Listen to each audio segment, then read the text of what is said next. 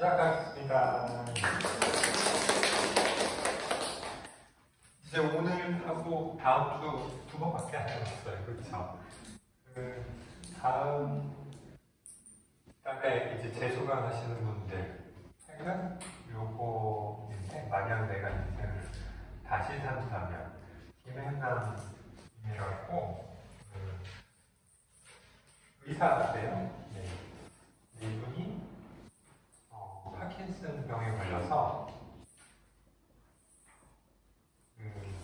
몸을 점점 못 움직이게 돼서 나중에는 이제 3시 하루에 6시간인가 3시간인가 밖에 못 움직여요. 딱 약 먹고 하루에 최대 복용할 수 있는 양이 있으니까 그 양을 먹었음에도 불구하고 약효가 지속되는 몇 시간만 움직일 수 있는 거예요.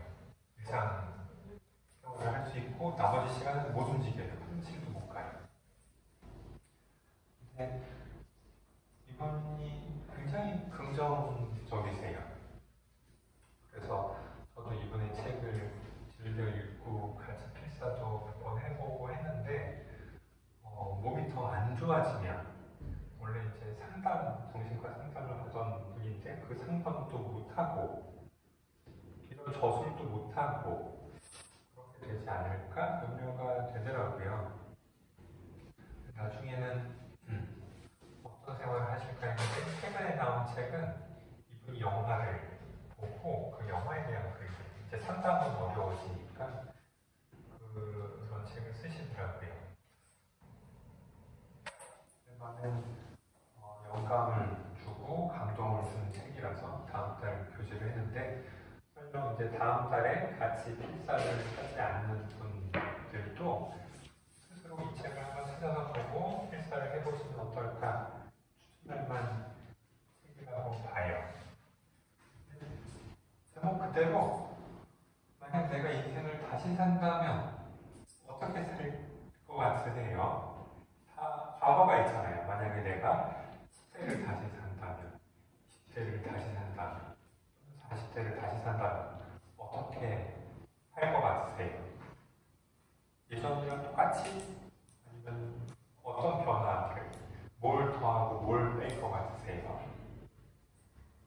재밌는 상상이잖아요.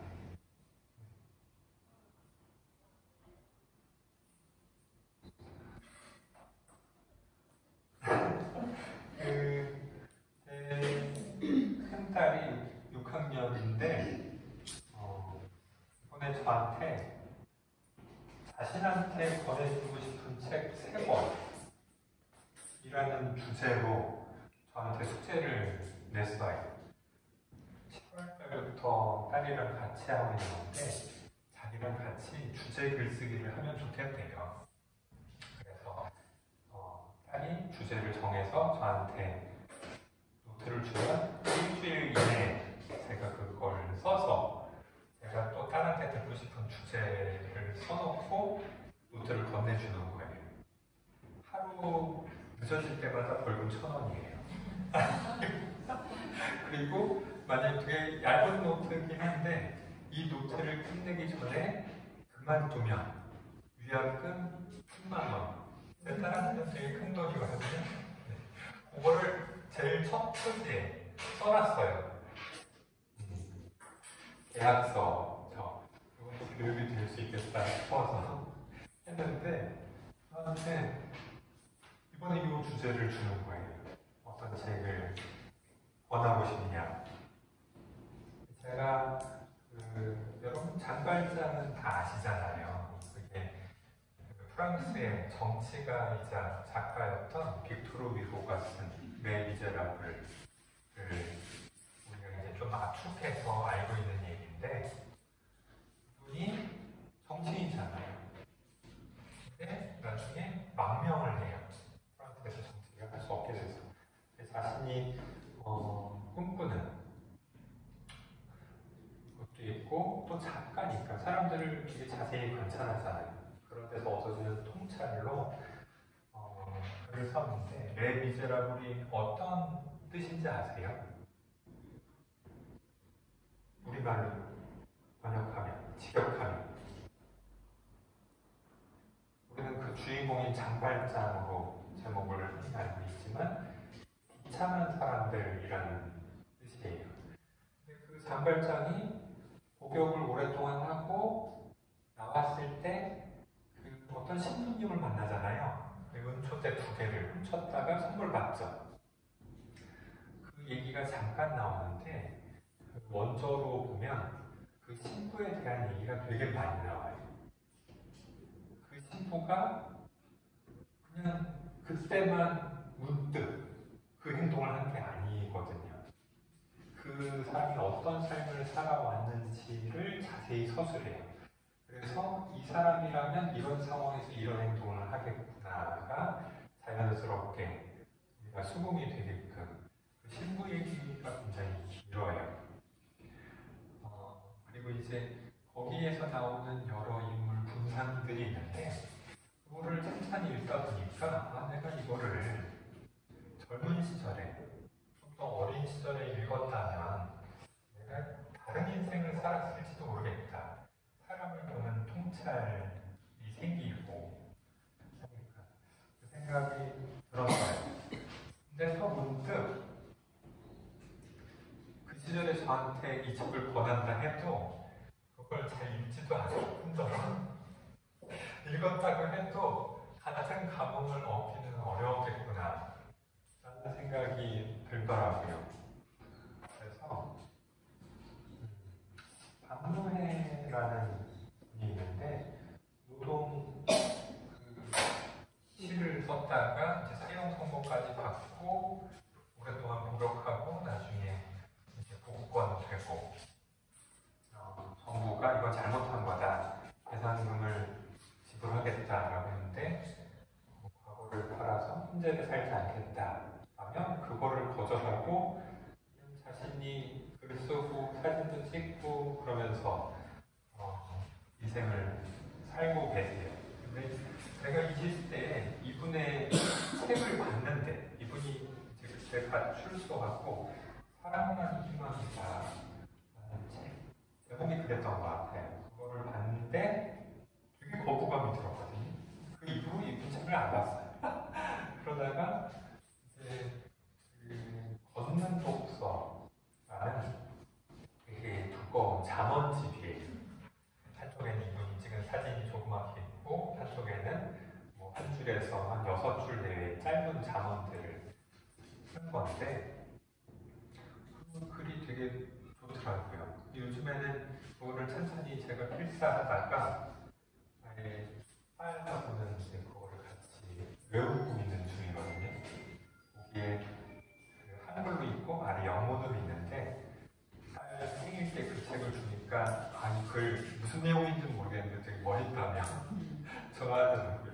아빠가 또 오랫동안 보고 있는 걸 봤으니까 자기도 그 책이 마음에 들었나 봐요. 그래서 열심히 보길래 너는 한글로 그걸 외워라. 나는 영문으로 외울게. 우리 매일 밤 서로를 확인해보자. 동기부여가 돼서 안 그래도 좀 외우고 싶었는데 전수 영어 공부도 하고 싶고 그래서 겸사겸사 하고 있어요. 근데 이 두 가지를 생각해보면 같은 저자가 쓴 책인데 그 옛날 책을 지금 보면 또 소금이 되거든요. 근데 저는 20대에 저는 읽었지만 속을 못했단 말이에요. 그래서 이거는 지금 나한테 좋은 거지 다시 그 인생으로 돌아가도 안 될 수 있다. 그래서 딸이 저한테 3권 추천해 달라고 했는데 이거 추천하기가 너무 어려운 거예요. 제가 추천하고 싶은 책은 있지만 아직 그거를 소원할 시기가 아닐 수 있잖아요. 먹고 채 않으면 오히려 거부감을 갖고 오랫동안 걸게 될 수도 있으니까 이 수준에 맞게 해야 되겠구나 라는 생각이 들더라고요. 한편으로 이 질문을 다시 해도 제가 인생을 다시 산다고 확실하게 뚜렷하게 더 성숙한 인생을 살 것 같지는 않다. 여전히 그 시행착오를 겪으면서 살게 되겠구나 싶더라고요. 반대로 여기에서 드는 느낌은 지금 내가 어떻게 살지가 중요하겠구나. 시간이 또 지나면 이 생각을 할 거 아니에요. 그러면 과거를 보는 눈으로가 아니고 내가 지금을 사는데 나중에 시간이 지난 다음에 지금을 보면서 어떤 생각을 할까를 짐작하면서 또는 유추하면서 살면 지금보다 조금은 더 나아지지 않을까라는 생각이 들더라고요. 이를테면 내가 병든 부모를 이거를 어떻게 부양해야 될까, 어떻게 도움을 드려야 될까, 또는 주변의 이웃이나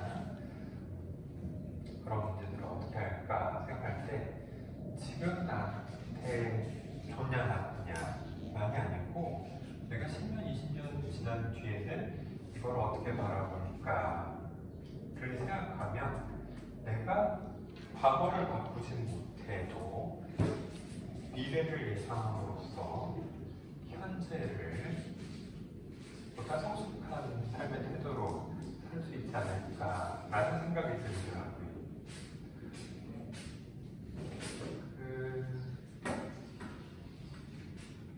항상 우리의 관심사는 현재거든. 지금이고 나거든. 지금 내가 어떻게 살 거야. 나를 중심으로. 남이 어떻게 살게 하는지가 관건이 아니죠. 나만 못 바꿔요. 내가 바꿀 수 있는 건 나뿐이에요. 요거 나온 김에 말씀을 드리면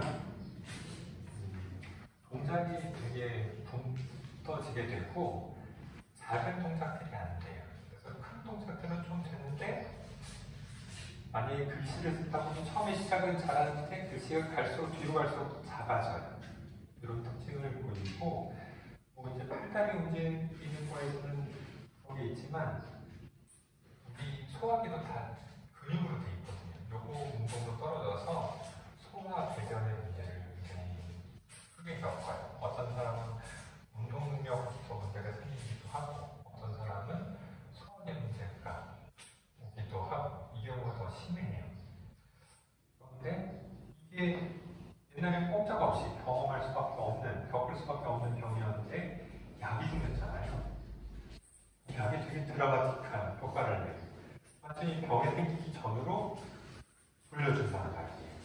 병의 초기에는 시간량격을 두고 복용하면 하루 종일 내가 건강하게 생활을 할 수 있고 만약에 병이 꽤 진행된 다음이라도 하루에 몇 시간은 일상생활을 똑같이 할 수 있게끔 도와주고 말 그대로 기적이죠, 기적. 그렇죠? 근데 이게 어떤 때를 생각하면 이 약은 기적인데 근데 우리가 이 약을 갖는 순간 이건 이제 기적이 아니잖아요. 그렇죠? 그래서 이 약이 없을 때는 생각을 안 하고 이 약을 경험하지 못했던 이전 세대들은 생각을 안 하고 이걸 기본값으로 둬요. 그렇죠? 그래서 하루에 6시간이 아니고 24시간 나는 건강하게 살고 싶은데 그 방법이 없으니까 또 다른 기적을 한 거거든요. 물론 이런 원동력이 우리 인류를 정체되지 않고 계속 발전하게 했지만 이 순간 이게 불만의 차거든요. 그쵸? 이게 내가 기적 속에 살고 있는데 그럼에도 불구하고 불만을 갖는단 말이에요. 근데 과연 파킨슨 약만 그런 걸까? 우리 일상생활이 다 그런 기적이 아니었을까?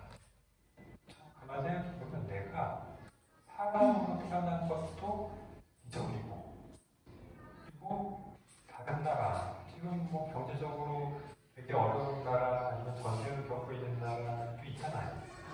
우리나라만 하더라도 전쟁을 겪거나 군주림에 시달리거나 그런 시대가 있었는데 거기에서 벗어나서 지금 시대에 살고 있는 것도 하나의 기적이죠. 우리가 여러분 말을 하고 말을 이해할 수 있고 글을 쓰고 이것도 하나하나 기적인데 그거는 기본값으로 두고 까맣게 있고 불만에 휩싸이기가 굉장히 쉬워요. 그쵸? 근데 이 작가분이 이걸 기본값으로 두지 않고 기적임을 알고 우리의 일상생활이 기적임을 알고 내가 과거에 기적 속에 살고 있는 걸 몰랐구나. 지금은 이게 기적이라는 걸 알고 있는 게. 그래서 요 마음 그대로 과거를 살았다면 다른 판단을 하지 않았을까? 그리고 그걸 담겨와서 지금도 내가 기적 속에 살고 있는 거니까 그렇게 살아야겠다는 삶의 자세를 보여주거든요. 그래서 본인이 하루에 6시간만 그렇게 활동할 수 있는 거에 대해서 비관하지 않고 자기한테 되게 재밌는 별명을 붙여요. 제가 지금 잠깐 잊었는데 혹시 기억나세요? 네? 아 그렇구나. 이게 6시간이 아니고 6시간도 아니고 3시간이었군요. 네. 되게 유머러스하게 자신의 인생을 긍정하시더라고요. 그래서 그런 삶의 태도를 보고 내 꼴로 흡수하면 회사 써서 책을 번에 다음 달에 이제 제조하시는 분들은 교재로 사용할 거고요. 자, 지난 시간에 제가 여러분들한테 첫 시간에 드렸던 만다라트 프린트를 어떤 걸로 채우셨느냐 라고 여쭤봤는데 이번 시간에도 같은 질문이에요. 가운데다가 좋은 상 이걸 놓고 나머지 칸에 뭘 넣을까? 이건 사람마다 다를 수 있다 라고 했는데 우리가 지금 살고 있는 시간이 다르잖아요. 나이도 다르고 환경도 좀 다를 수 있단 말이에요. 그런데 적어도 누구나 관계는 중요할 거다. 좋은 삶을 이루는 데 있어서. 그래서 또 하나 중요한 거는 돈이 아닌가 싶어요. 어쩌면 이게 굉장히 중요한 가치라서 요거에 해당이 되는 걸로 여러 칸을 채우는 분들도 있겠지만 이거를 아예 배제할 수는 없다고 봐요. 왜 이렇게 돈이 중요할까요? 돈이 뭐길래?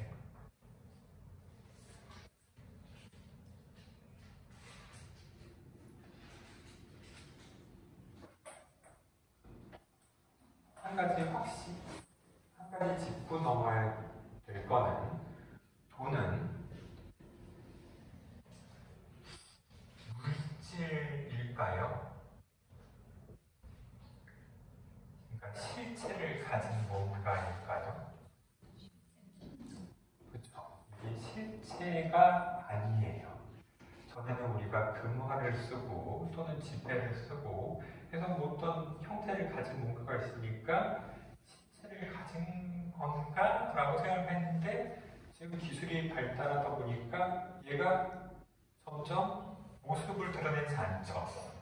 여러분 신용카드로 하잖아요. 그렇죠? 신용카드라는 말에 이거의 본질이 있는 거예요. 서로 간의 신용에 따라서 쓰는 거예요. 그렇죠?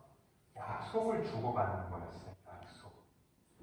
어떤 약속이냐면 내가 주면 이 사람이 준다. 그렇죠? 내가 뭔가를 주면 이 사람이 나한테 뭔가를 준다. 이런 약속을 공유하고 있다는 믿음이었던 거예요. 그래서 이런 믿음이 깨진 상태가 공황이죠. 공황일 때 돈이 없을까요? 여전히 은행에 돈은 똑같이 있어요.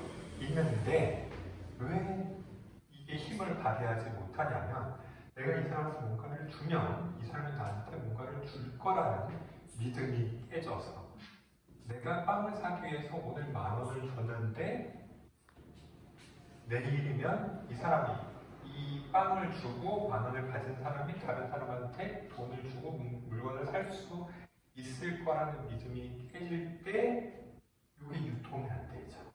그렇죠? 믿음이 깨지는 게 공황인 거예요. 그래서 우리가 이건 경제적인 활동이잖아요. 경제적인 믿음이 깨진 걸 경제 공황이라고 하고, 그리고 삶에 대한 믿음이 깨진 상태를 공황 장애라고 하는 거예요.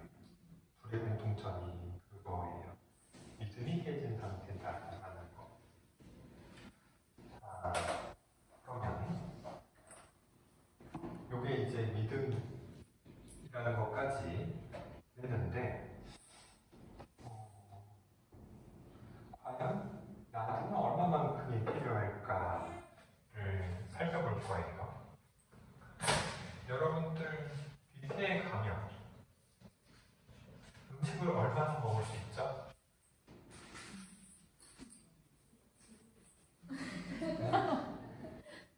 거기에 있는 모든 음식을 내가 다 먹으면 불법인가요? 아니죠. 무한정 먹을 수 있다는 약속을 하고 들어간 거잖아요. 그런데 음식은 무한정으로 있어도 나의 위장이 무한정이지가 않죠. 먹방 유튜버 유명한 사람들이라고 해도 이거 다 못 먹잖아요. 그렇죠? 많이 먹어야, 정말 많이 먹어야 5인분, 10인분 먹을 수 있을까? 못 먹을 것 같은데, 그쵸? 그런데 이 무한정 먹을 수 있다고 해도 여러분들 뷔페에 가서 그만큼 안 드시잖아요. 내 위장의 크기를 한번 시험해보자 라고 작정하고 먹지도 않아요. 그렇죠? 그렇게 하다가는 경험비가 더 나온다는 걸 우리가 경험적으로 알잖아요. 그래서 체하지 않을 정도로.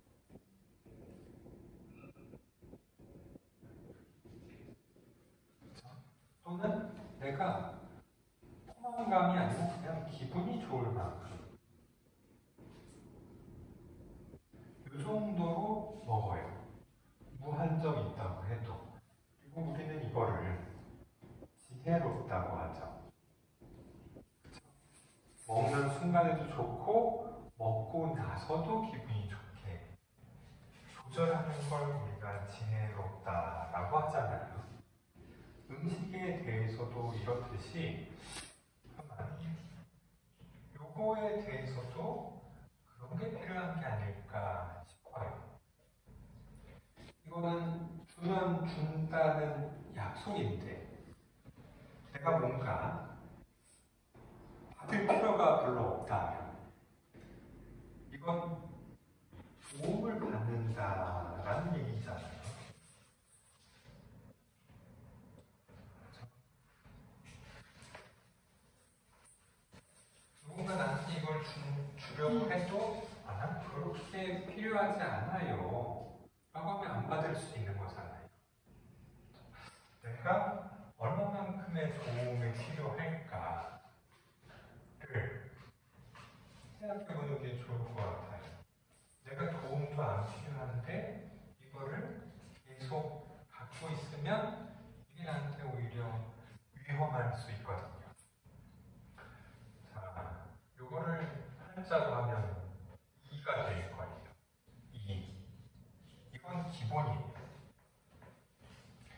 그 맹자가 양해왕이라는 왕을 만났을 때 이미 맹자가 유명했거든요, 당시에. 그래서 양해왕이 되게 반기면서 멀리서 이렇게 오셨는데 우리나라를 위해서 무슨 말씀을 해주시겠습니까? 라고 얘기해요. 그랬더니 그 맹자가 왕을 꾸짖어요. 왕이 어찌 이익에 대해서 얘기하느냐. 이익이 아니고 오로지 인과 의가 있을 뿐이다. 이걸 놔두고 왜 이걸 얘기하냐라고 왕을 꾸짖어요. 그런 그런데 재밌는 거는 왕한테 다른 얘기를 할 때 백성들이 요거를 가질 수 있게 해줘야 된다 라는 얘기를 또 하거든요. 왜 그럴까요? 왜 이렇게 얘기했다 저렇게 얘기했다 할까요? 일반 사람들은 이게 꼭 있어야 살아요. 남의 도움이 항상 필요해요. 저만 해도 오늘 다른 사람의 도움이 필요했잖아요. 오늘 두고 왔어요. 두고 와서 지금 빌려서 덕분에 촬영을 하잖아요. 우리는 항상 누군가의 도움이 필요할 수밖에 없어요. 그래야 살 수 있어요. 항산이 없으면 내가 항상 가지고 있는 항산이 없으면 일정한 생산, 일정한 이익을 얘기하는 거예요. 항심이 없다라는 얘기를 해요.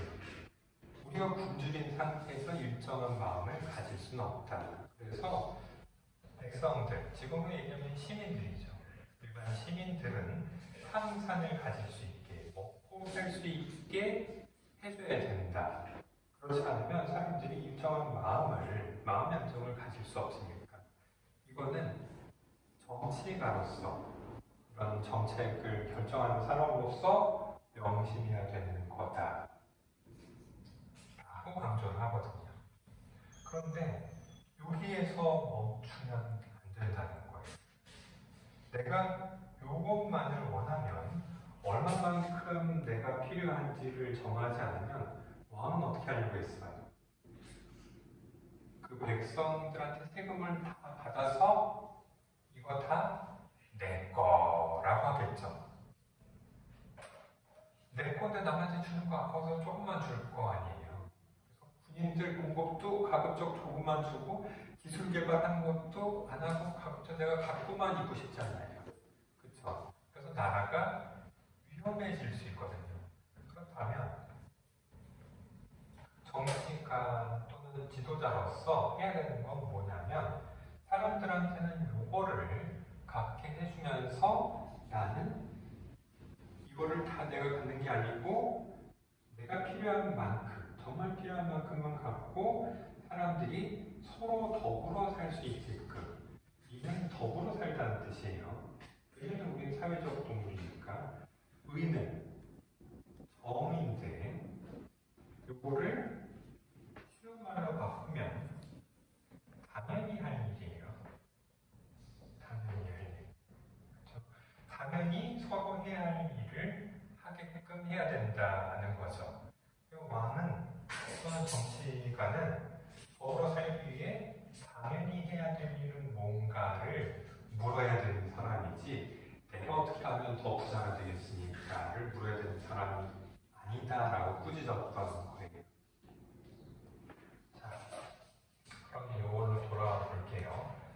이 정도는 있어야지라는 생각을 합니다만 우리가 어떤 때는 있고 지금을 기준으로 조금 더 바라겠어요.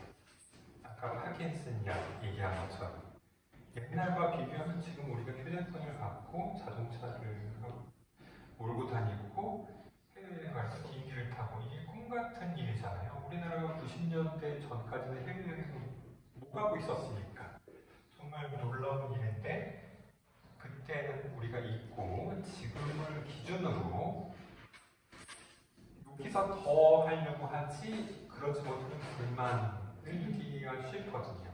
그럼 이건 끝이 없을 수 있어요. 이런 마음가짐이라면 내가 정치가가 되면 사람들이 요거를 우려하지 않고 내 이익을 채우는 골몰해서 전체 집단을 위기에 빠뜨릴 수도 있겠죠. 그래서 공자도 얘기할 때 수신까지는 내 몸 건강하고 내 마음 편안하게 사는 거 요거를 목표로 하고 그게 성취된 사람은 제가 치국 평천하로 나가는 게 성숙한 사람이다 라고 하는 게 무슨 뜻이냐면 나만 잘 사는 게 아니고 더불어 잘 살 수 있는 범위를 점차 넓혀갈 수 있는 거예요. 다른 한 사람과 내가 더불어 잘 살 수 있다라고 하면 그때 가정을 이루는 거고요. 내 동네에 있는 사람들과 더불어 잘 살 수 있다. 나만 잘 사는 게 아니고 이 사람들이랑 잘 살 수 있다라고 하면 건강한 사회 구성원이 되는 거고요. 그렇죠? 자, 그러면 아까 파킨슨 약이 없을 때를 기준으로 한 것처럼 우리가 기준점을 확 낮춰서 어느 정도 있어야 살 수 있는 걸까? 나한테 항심을 위해서 필요한 항산은 얼마일까를 점검하는 게 꼭 필요해요. 제가 이번에 여행 갔을 때 물가가 우리나라보다 조금은 비싸더라고요. 근데 마트에 가서 생수를 샀는데 2리터에 1,000원이 안 했어요. 이건 물은 우리보다 더 싼 것 같아.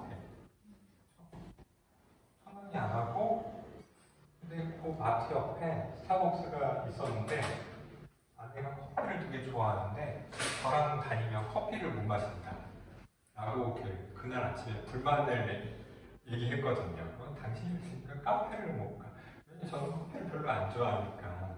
아, 이건 잘 마실 거예요. 즐겨 마시지 않았는데 잘 마시겠습니다. 아, 그래요? 감사합니다. 네. 근데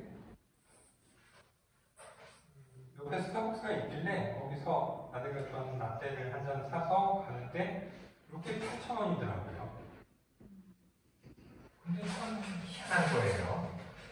요거는 2리터였거든요. 요거는 300cc였거든요. 양으로 따지면 도대체 몇 배야? 이렇게 8배가 아니고 여기서 8배, 여기서 7배. 그렇죠? 그럼 87에 56배. 양으로 따지면 56배 비싼 거잖아요. 그렇죠? 가만. 이거 안 마시면 죽어요? 그건 아니죠. 그건 아니야. 근데 요거는 없으면 그날 위험할 수도 있잖아요. 필수적인데, 이건 진짜 꼭 필요한 건데, 이건 싸고, 이거는 없어도 그만인데, 훨씬 비싸요. 그러면 나한테 필요한 항산은, 나의 항심을 위해서 필요한 항산은, 요걸까요, 요걸까요? 요거죠. 오히려 굉장히 적을 수 있다는 얘기예요. 여러분, 내가 굶어 죽게 생겼는데 누가 이거 나중에 귀하게 쓰일 거야 하면서 다이아를 이렇게 딱 줬어요. 그럼 그게 눈에 들어와요? 아니죠. 내가 지금 죽는지 사는지도 지금 불확실한데요. 나중에 어디서 차라리 물을 주지, 빵을 주지, 이런 생각이 들 거 아니에요. 우리한테 필수적인 건 오히려 굉장히 싸거나 공짜예요. 여러분, 속 1분 안 쉬면 어떻게 돼요? 죽을 것 같죠? 근데 우리가 마음 놓고 숨 쉴 수 있는 이유는 공짜라서. 물도 마찬가지. 내가 생존을 위해서 필요한 것들은 오히려 굉장히 저렴하다. 의외로.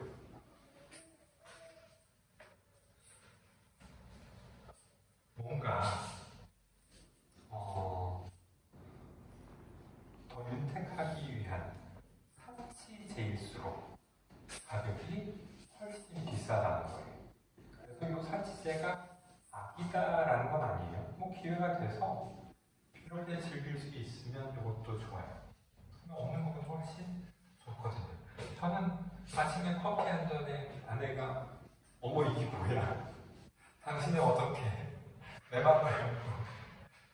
그날 하루 종일 아내가 기분이 좋았거든요.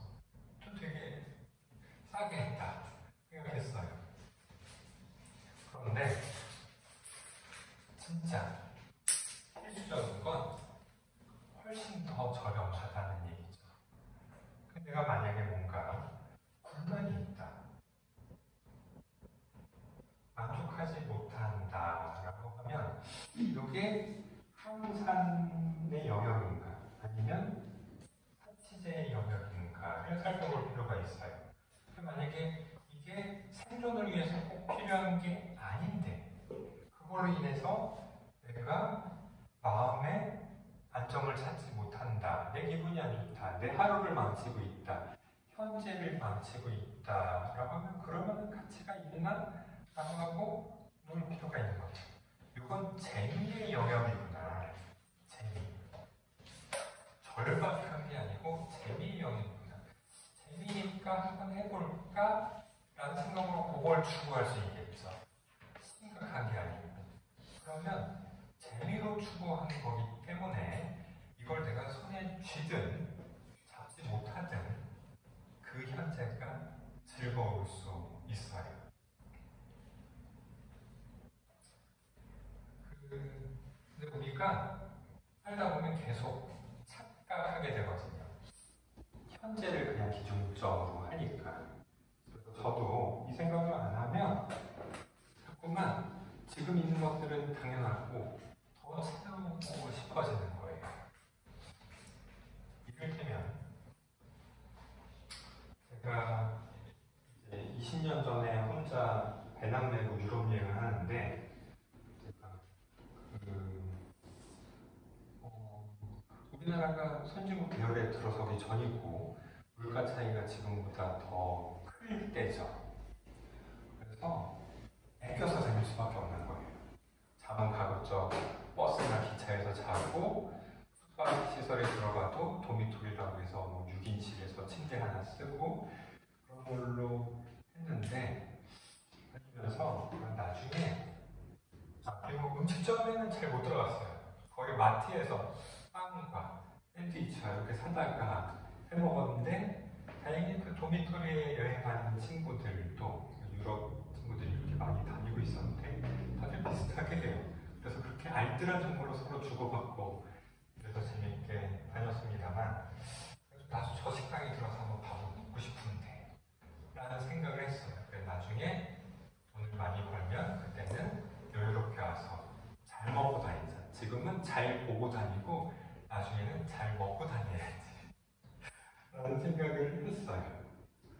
이번에 여행 가기 전에 딸이랑 주고받는 노트에 여행을 즐겁게 하기 위해서 필요한 것들이 뭐가 있을까라고 주제를 주고 딸한테 써보라고 했는데 딸이 넉넉한 돈이라고 적었더라고요.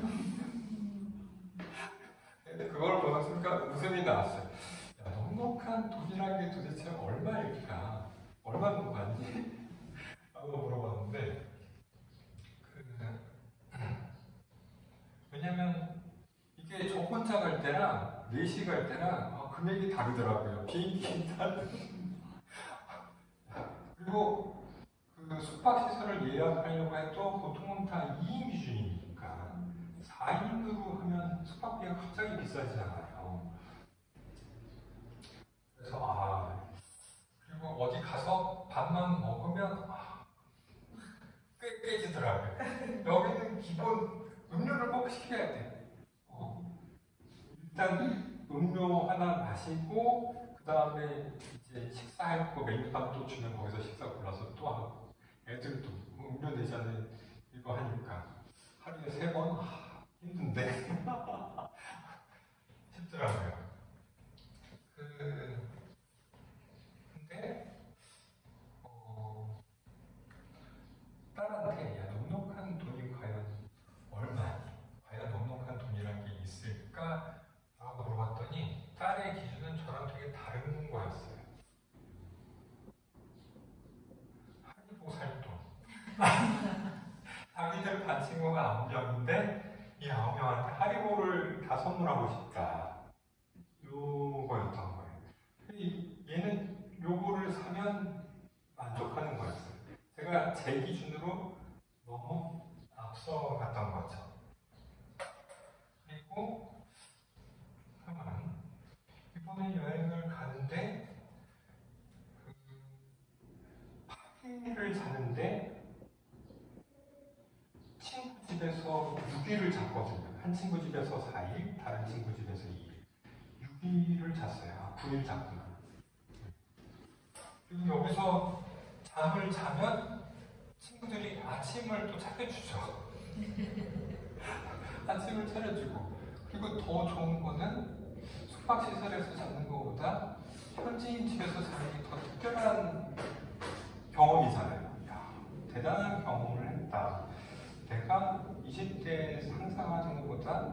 더 재밌는 경험을 한 것 같다는 생각이 들더라고요. 또 이 친구 집은 그 집이 250년 된 집이었어요. 놀랍죠? 우리 여행지 가면 되게 고풍스러운 집 있잖아요. 그런 데였어요. 겉보기엔 되게 좋은데 들어가면 되게 불편해요. 250년 전에 지은 거. 벽 두께가 60cm. 60cm면 그 세 벽. 진짜요. 돌로 쌓아 만든 집이라서. 그 친구도 그거 수리하는데 되게 힘들었대요. 어떻게 전등이라도 달면 뚫어야 되잖아. 60cm를 어떻게 뚫어? 재밌었어요. 그래서 언뜻 숙박시설을 예약하고 식대를 이렇게 쓰고 하다가 내가 기준을 바꾸니까 되게 진귀한 경험을 하고 있구나. 친구들 덕분에 하지 못했을 경험. 인생이 갑자기 풍부해지더라고요. 왜냐하면 제가 원하는 게 내가 생존을 위해서 필요한 한산의 영역이 아니었기 때문이에요. 그쵸? 이건 되게 단순한 거예요. 그 인생에 있어서도 그런 게 아닐까 싶어요. 내가 도움을 제일 많이 필요로 하는 건 언제일까요? 그렇죠. 요즘처럼 어린 시절 도움이 되게 많이 필요해요. 그리고 장년이 되면, 중장년이 되면 큰 도움이 안 필요해요. 알아서 먹고 싸고 자고 다 할 수 있잖아요. 그러다가 또다시 도움이 필요한 시기가 오죠. 언제죠? 노인이 됐을 때. 그래서 사람은 도움이 필요한, 남의 도움이 필요한 상태에서 태어나서 남의 필요한 상태로 돌아가는 게 인생이 아닐까 싶어요. 남의 도움이 필요할 텐데 어떤 도움이 제일 많이 필요할까를 생각해 보면 아기가 도움을 필요로 하는 이유는 자기 손발을 잘 못 놀리기 때문이잖아요.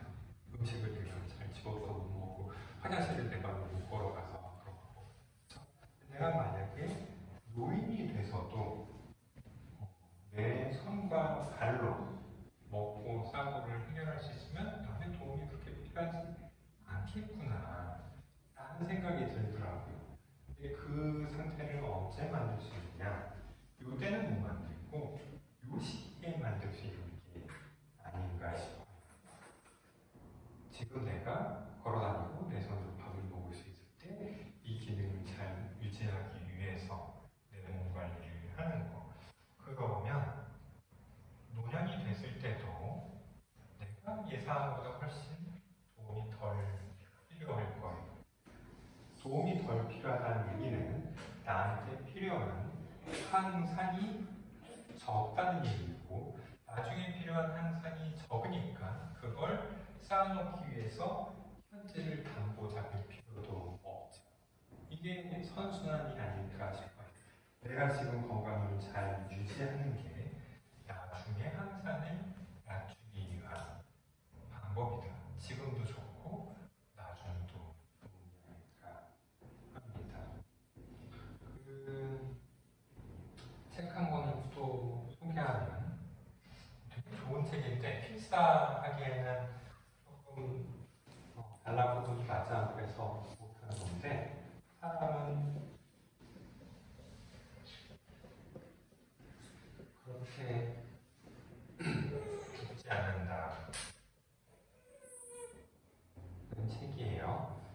방송 작가분이 쓴 건데 예전에 병원 24시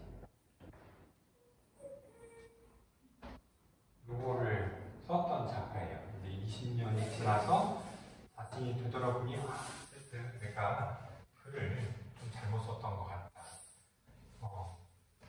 많이 반성하면서 쓴 책이에요. 왜냐하면 그때는 어떻게든 삶의 끈을 놓지 않고 희망을 잃지 않고 해야 합니다. 뭐 이렇게 글을 썼는데 나중에 보니 그분들이 다 고생만 하다 가셨다 라는 얘기를 하거든요. 그걸 이제 시간을 지내면서 보다 보니까 이건 오히려 그 아까운 시간, 인생 말기로가 더 남은 시간이 작아질수록 오히려 더 소중한 시간인데 그거를 제대로 활용하지 못하게 하는 게 아닐까라는 생각을 하는 거예요. 여기서 나온 얘기인데 우리나라가 많은 사람들이 암에 걸려서 사망하고 그리고 그때 병원비 지출을 엄청나게 하거든요. 아마 평생 쓴 의료비, 그러니까 평생 쓴 의료비에 10배는 좋게 쓰지 않을까 싶어요. 거기에서는 이제 마지막 3개월 동안 평생 쓴 의료비에 3분의 2를 지출한다라고 써놨는데 사실 10명 중에 3명이 암으로 사망하고 그 3명이 3개월 동안 쓴 비용을 이렇게 계산하면 이건 평균값이기 때문에 개개인으로 따지면 이 개인이 쓴 돈은 10배 되기가 쉽상이거든요. 그런데 요거는 언제 내가 음식을 먹는 걸 멈춰야 될까에 대한 고민을 안 했기 때문에 생긴 게 아닌가 싶어요. 오히려 이걸 더 하려고 하다가 체하고 내 그 소중한 시간을 병원에서 보내기, 고생만 하기 쉽거든요. 근데 이런 판단을 제대로 하려면 지금부터 그런 삶의 태도로 살아야 나중에도 어떤 상황이 됐든 바른 판단을 할 수 있지 않을까 싶어요. 바른 판단이라는 건 언제나 나를 기준으로 하는 것, 나의 좋은 삶, 나를 위해서만 하는 것, 내가 덜 고생하고 내가 스스로 만족할 수 있는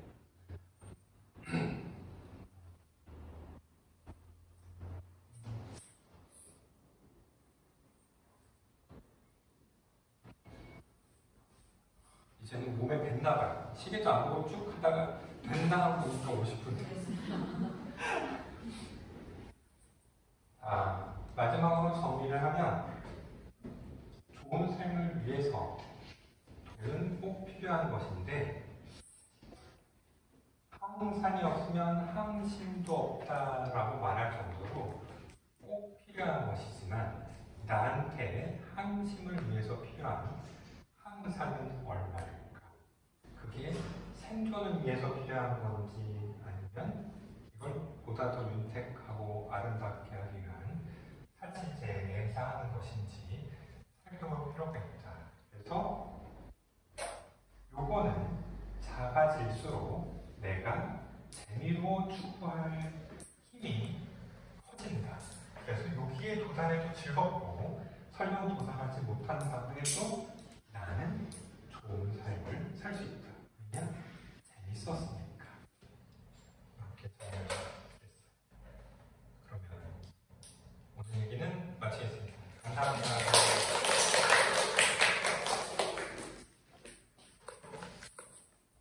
이 시간이니까 가실 분들은 가시고